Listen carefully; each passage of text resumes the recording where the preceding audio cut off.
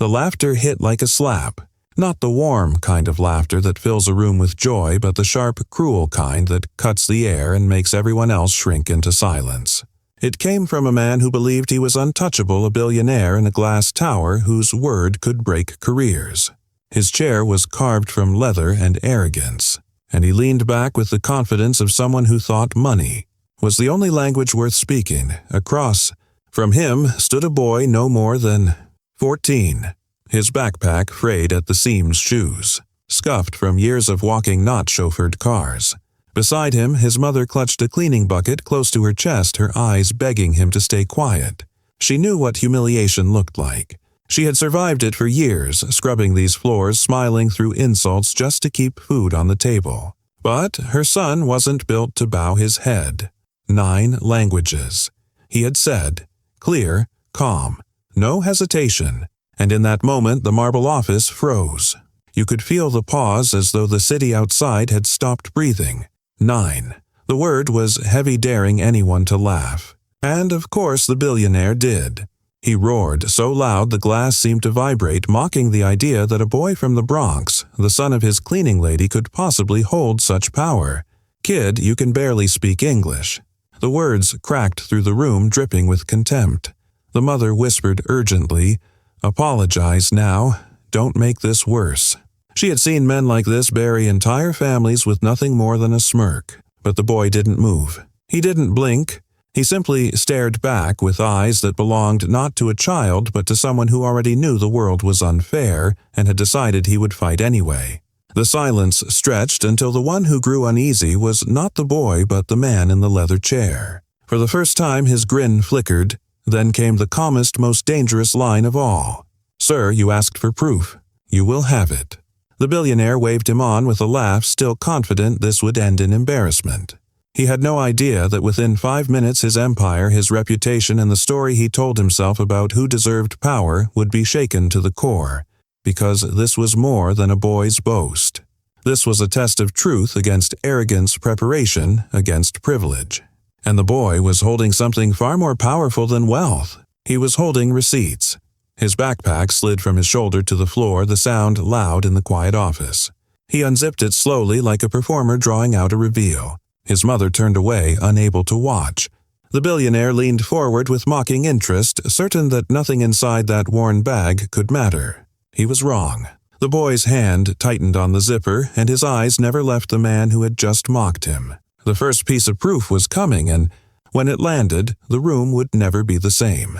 Again, the boy reached into the backpack and pulled out a notebook. Its cover bent its pages, marked with scribbles in different colors. Nothing about it looked impressive. The billionaire let out a short laugh as if to say, "This is all you brought." But the boy's face remained calm. He flipped to the middle of the book, ran a finger across a page, and then spoke. The words were smooth measured, ancient in rhythm. Not English, not the simple Arabic of a tourist phrasebook, but something deeper, richer, sharper. Classical Arabic, the kind spoken by scholars and poets centuries ago. The laughter stopped. It did not fade. It cut off clean like a cord had been severed. The man in the leather chair leaned forward, eyes narrowing. He knew those words. He understood them. He had heard them in debates at universities and mosques, in high halls of power. They were not the words of a child showing off. They were precise, deliberate, and flawless. The boy closed the notebook and let the silence sit heavy in the room. His mother glanced between them, confusion on her face. She did not know the language, but she saw the change. The billionaire's posture had shifted. His smirk had disappeared. For the first time in years, someone had spoken to him in his own tongue, not as a servant, not as a rival, but as an equal. Where did you learn that the man asked, his voice lower now? His confidence cracked. At the public library, sir, the boy replied. They have free language programs every afternoon. The simplicity of it landed harder than any insult. Free, public, a place the billionaire had probably never set foot in. You memorized a line, the man shot back, trying to recover his footing. Anyone can do that. The boy did not argue. He simply reached into the bag again. This time he produced a stack of papers, dog-eared but neatly kept. He slid them across the desk. Certificates, official stamps, test results from programs most adults would struggle to complete. Proficiency in 9 languages. Every page carried a seal, every line authenticated. The billionaire picked one up, holding it between his fingers as if searching for cracks. His lips pressed tight. His eyes darted across the page again and again, hunting for forgery. None appeared. These were real. This boy was real. Still he tried to scoff, to dismiss, to regain control. Anyone can take online courses. The boy nodded as though expecting that line. Which is why I brought more proof. He lifted a tablet from the backpack, tapped the screen, and within seconds a woman's face appeared, live on video. An academic office filled the background. She spoke in Mandarin, the pace quick and fluid. The boy replied in the same tongue without hesitation, flowing through the conversation as naturally as breathing. The billionaire understood none of it, but he felt the weight of it. The rhythm, the tone, the ease. This was not memorization. This was fluency. Then the professor switched to English. Mr. Al-Mansuri David is my best student in 15 years of teaching. He speaks Mandarin like a native of Beijing. He is extraordinary. The billionaire cut the call, his hand trembling. For the first time in his empire, for the first time in years, he was not laughing. The billionaire placed the tablet down slowly, as if it had burned him. His smirk was gone, but his pride was still intact. He cleared his throat, forced a smile, and leaned back in the chair. "Clever," he said, "but parlor tricks do not make you a man of substance." His tone tried to sound dismissive, yet his eyes betrayed unease. The boy's hand hovered over the backpack again. He could have stopped. He had already proved enough to silence most men. But he wasn't here just to silence. He was here to turn the room upside down. He pulled out a folder thick with notes, charts, and lines written in both English and Arabic. "Sir," he said softly, "may I ask you a question?" The billionaire waved a hand impatiently. "Speak. Do you remember yesterday's call with the Middle Eastern investors?" The words made the man's jaw tighten. He did remember. A 40-minute negotiation that left the investors confused, irritated, and ultimately non-committal. He had blamed the connection. The boy opened the folder and tapped the first page. "You told them the project was Mubashir. Do you know what that means?" "Of course I do," the man snapped. "It means urgent." The boy shook his head gently. "Mubashir means direct. What you should have said was mustajil. One word changed the meaning of your entire proposal. Instead of promising urgency, you promised bluntness. That is why they hesitated." The billionaire's face flushed. He remembered their puzzled expressions, their quiet side talk in Arabic they assumed he could not hear. He had brushed it off. But this boy was right, and it wasn't the only mistake. The boy continued, turning to another page. "When discussing deadlines, you said Miraik instead of Miraib. That small slip made it sound as if the project was unstable rather than timely. They left that call believing you were careless." His voice was calm, never raised, yet every word landed like a hammer. The mother stared wide-eyed, unable to follow the language, but she understood the shift. The billionaire, who once towered with arrogance, now looked smaller, hunched more like a man being judged. "How do you know this?" the man demanded, his voice cracking around the edges. "Because I have been studying business Arabic for 2 years, the boy replied. "It is my specialty." He let that sink in, then placed another sheet of paper on the desk. It was not a certificate. It was an analysis. A detailed breakdown of the billionaire's company communications press releases, transcripts, investor notes. Red circles marked errors, misused words, clumsy translations, patterns that had cost millions. "I reviewed your public documents," the boy explained. "I found consistent mistakes. They explain why contracts slipped through your hands, why investors hesitated." The man grabbed the pages, flipped through them faster and faster, his breathing shallow. He saw it. The truth laid out in his own handwriting. Errors no advisor had ever dared to mention. And now they were being held up to him by the son of his cleaning lady. The boy leaned forward, eyes steady. "Sir, you believed I lied about speaking 9 languages. The truth is, I may have saved you $50 million without you even knowing." The office fell silent. The billionaire's hands trembled slightly on the papers. The power was shifting now, not by degrees but by leaps. He had mocked a boy, and in return the boy had dismantled the foundation of his empire, brick by brick, and yet the boy was not finished. Because the proof on the table was nothing compared to the weapon, still waiting in his backpack. The billionaire sat frozen behind his desk. His empire spread out in reports and certificates that now looked more like evidence against him than symbols of power. He tried to steady his voice, but it cracked anyway. "Why are you really here, boy?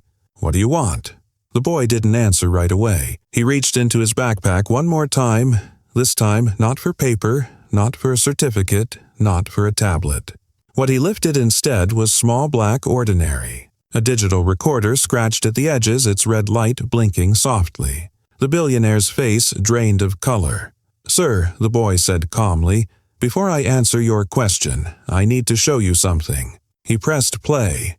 The billionaire's own voice filled the office. Harsh, unfiltered, dripping with contempt. "These black Americans are all the same.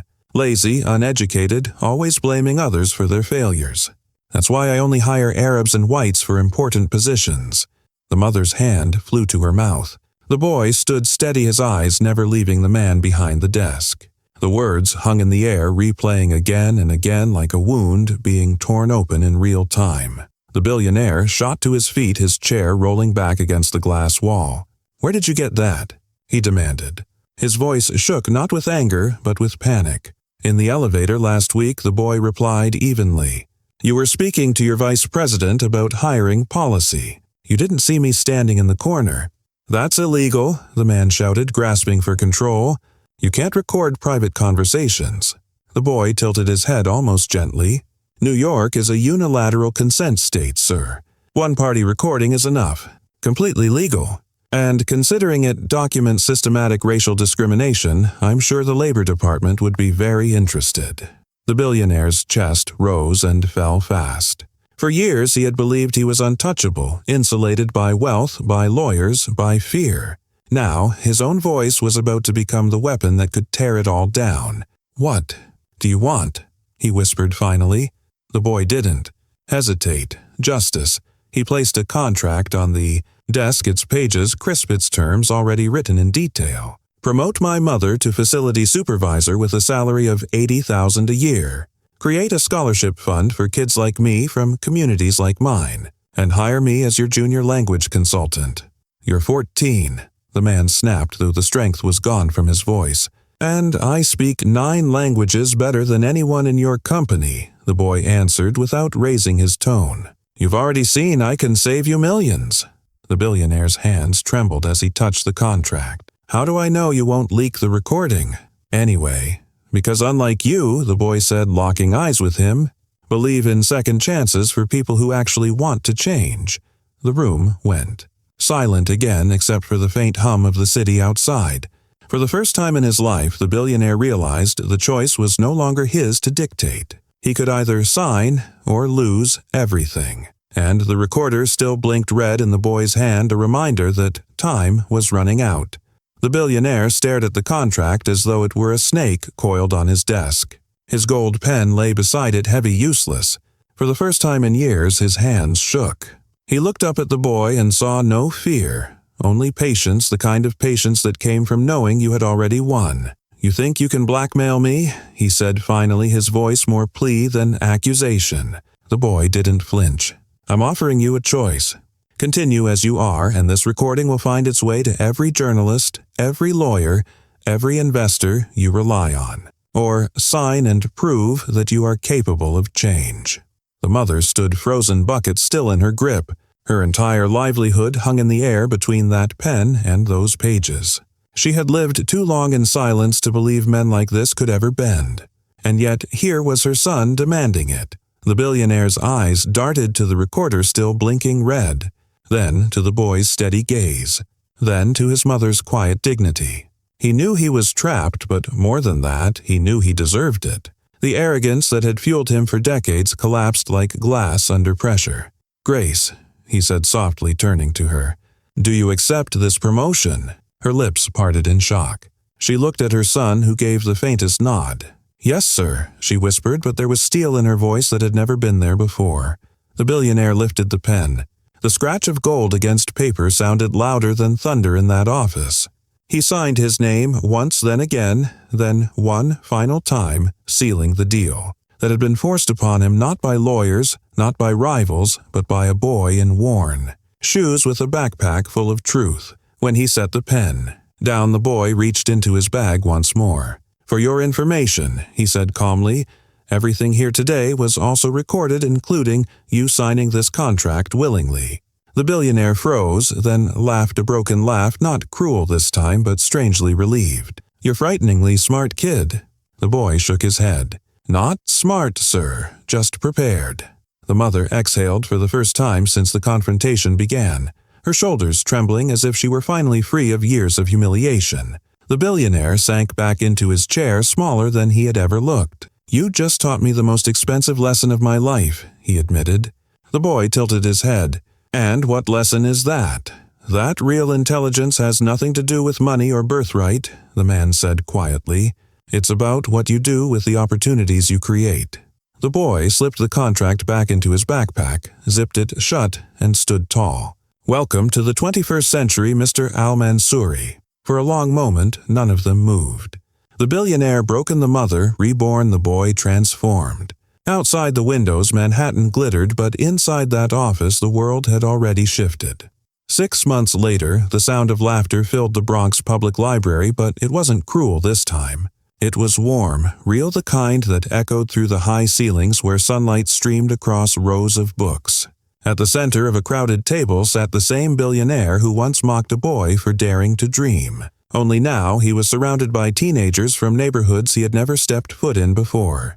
On the wall behind them hung a banner with bold letters, "The David Johnson Young Talent Program." 50 students already enrolled, dozens more on a waiting list. Scholarships, mentorships, and training, all funded by the very man who once sneered at the idea that brilliance could come from anywhere but privilege. Hassan al-Mansouri leaned forward, listening intently as a 15-year-old Latina girl explained her coding project. His watch still glittered, his suit still cost more than most people's rent, but his posture was different. Not leaning back in arrogance, but leaning in to learn. Across the table, David sat quietly reviewing a stack of international contracts worth millions. Only 15 years old now, officially the youngest language consultant in corporate history. In half a year, his corrections had saved Al-Mansouri Industries over $200 million. Investors who once doubted now lined up to sign. The girl Maria grinned mischievous. "Mr. Al-Mansouri, is it true David blackmailed you into giving him a job?" Hassan laughed, but this time it was genuine. "It's true," he admitted. "And it was the best thing that ever happened to me." The students around the table gasped and then laughed too, their fear melting away. Grace entered the room wearing a tailored suit, her badge reading Facility Supervisor. For the first time in years, her eyes shone with pride, not exhaustion. She greeted the students with the calm authority of someone who finally stood in the place she deserved. Hassan caught her gaze and nodded with respect, something the old version of him would never have done. "Do you want to know the real twist?" Hassan asked the group. "This boy didn't just save my company. He saved me. He reminded me who I was before the money, before the arrogance. I came here at 16 with broken English and empty pockets. Somewhere along the way, I forgot that. David made me remember." The students leaned in, eyes wide. Maria asked, "Then why did you laugh at him that day?" Hassan sighed. "Because arrogance blinds you. I thought money made me superior. That day I learned intelligence, courage, and preparation will always beat privilege." David finally closed the file he was reviewing. He looked around at the group of young people who now had the opportunities he once dreamed of. "My mother always told me," he said, "the biggest failure is accepting to be treated as less than you are worth. That's why I risked everything." The library went quiet for a beat, then filled again with voices, laughter, and the hum of possibility. And in that room, the line between billionaire and cleaning lady's son no longer mattered. What mattered was proof that brilliance could rise from anywhere. The flash of cameras painted the hotel ballroom in bursts of white light. Reporters filled every seat, their pens scratching their recorders, blinking their lenses locked on the boy who once carried a frayed backpack into a billionaire's office. Only now that boy sat at the front table, next to Grace, his mother, and Hassan al-Mansouri, the man he had once brought to his knees. The press conference had been called to announce a new partnership worth $500 million with Japanese investors. But everyone in the room knew the real story wasn't the deal. It was the 14-year-old who had grown into 15 and somehow rewritten what power looked like. David adjusted the microphone. His voice carried not like a child's, but like someone who had already stood in storms and refused to bend. He spoke about languages not as trophies, but as bridges. About how when you speak to someone in their own tongue, they stop seeing you as a stranger and start seeing you as human. The room fell so quiet that even the hum of the lights seemed loud. A reporter raised her hand. "David, what advice do you have for young people watching this story unfold?" David paused as if weighing every word. "Never let anyone define your worth by what you look like or where you come from. Your origins don't decide your destiny. Preparation, evidence, courage, those are the things that count." The words spread, instantly clipped and shared across social media, echoing far beyond the ballroom. Comment sections filled with kids who saw themselves in him, kids who had been told no, who had been mocked, who now saw proof that their voices mattered. Another reporter leaned forward. "Mr. Al-Mansouri, how does it feel to have a 15-year-old as your consultant?"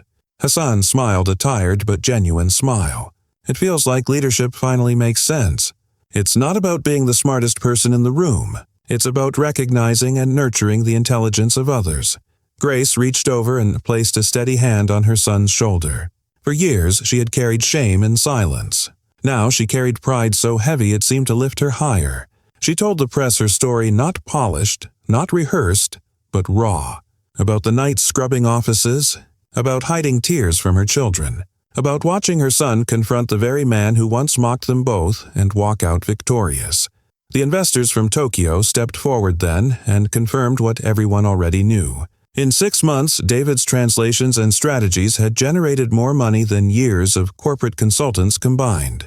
One even admitted he trusted the boy more than most executives he had ever dealt with. The cameras kept flashing, but no one wanted to leave. They sensed something bigger than a business deal was happening. This wasn't just a press event. It was a turning point, a reminder that brilliance could come from anywhere. And as the boy leaned back from the microphone, his eyes steady, the room understood he was no longer just a prodigy. He was a symbol. The city skyline glowed gold as the sun dropped behind glass towers. Inside the corporate headquarters that once felt like a fortress of arrogance, a different scene unfolded. A wall, once lined with portraits of executives, had been replaced with framed certificates from the David Johnson Young Talent Program. Dozens of names, faces, and stories stared back, each one proof that opportunity had begun to spread where it was once denied. Hassan walked the hallway, slowly stopping to look at each certificate. His empire still stood, but he knew the true legacy would not be measured in dollars anymore. It would be measured in the lives of young people who now believed they had a place at the table. He turned and saw Grace walking toward him, carrying a stack of reports, not as a cleaner, but as a supervisor with authority. She nodded politely, her confidence unshakable. He returned the nod, not as her employer, but as her equal. And then came David. Taller, now sharper in his suit, but still carrying the same backpack, though its edges were worn smooth. He stepped into the boardroom where a new class of interns waited. They looked at him with wide eyes as though he was larger than life. He smiled gently and spoke the words that had guided him since the beginning. Power doesn't come from wealth or privilege. It comes from preparation, from evidence, from refusing to be silent when silence is expected. The interns leaned in, absorbing every word. Some of them from neighborhoods like his, some from places even rougher. Each of them saw possibility reflected in his steady gaze. Later that evening, on the library steps where it all began, David spoke to a small crowd. Parents, students, neighbors all gathered to hear him. He reminded them that justice isn't handed down from glass towers. It rises from ordinary people who refuse to be invisible. He told them that every insult, every moment of doubt, every door slammed shut could become fuel for change if you prepare, if you plan, if you believe your voice matters. And as he finished, the crowd stood not because protocol demanded it, but because respect did. The same respect that once filled the courtroom, the press room, the boardroom. The respect earned by a boy who turned humiliation into triumph. Now the story is in your hands. Because what David proved that day is bigger than one office, bigger than one company, bigger than one billionaire. He proved that preparation can crush prejudice. He proved that courage backed by evidence can rewrite destiny. And he proved that dignity is the one language everyone understands. If this story moved you, if it sparked something in you, don't let it end here. Share it with someone who has been told they don't belong. Like this video so the message spreads further. And subscribe to this channel because we are just getting started with more true stories that expose arrogance, lift hidden voices, and remind us all that no matter where you come from, your worth cannot be denied. Because sometimes the greatest battles are won not with anger, but with clarity, not with wealth, but with truth. And the only way to make sure these stories are never silenced is to keep them alive together. So hit subscribe. Be part of the change. The next story might just be yours.